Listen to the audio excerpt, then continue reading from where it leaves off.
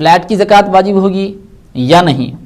تو اس میں بھی پھر دو صورتیں بن جاتی ہیں کہ فلیٹ یا تو آدمی بیچنے کے لیے خریدا ہو یا پھر رہنے کے لیے خریدا ہو۔ اگر بیچنے کے لیے خریدا ہے تو اس کی زکوٰۃ واجب ہے، وہ سامان تجارت بنتا ہے۔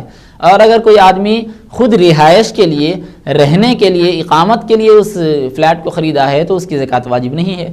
اسی طرح اگر کوئی آدمی خرید کر دوسروں کو کرائے پر دینا چاہتا ہے تو کرائے پر دی جانے والے فلیٹ کی بھی زکوٰۃ واجب نہیں ہے۔ فلیٹ کی زکوٰۃ اسی وقت واجب ہوتی ہے جب آدمی اس کو بیچنے کے لیے خریدا ہو، رہائش کے لیے ہے یا کرائے پر دینے کے لیے خریدا گیا ہے تو ایسے فلیٹ کی زکوٰۃ واجب نہیں ہے۔ جیسے فلیٹ کا حکم ہم نے بتایا، اسی طرح ہر قسم کی جائیداد کا، ہر پراپرٹی کا یہی حکم ہوگا، چاہے وہ فلیٹ ہو یا اوپن پلاٹ ہو یا پھر بلڈنگ ہو یا کمرشل کمپلیکس ہو یا کسی اور قسم کی جائیداد ہو۔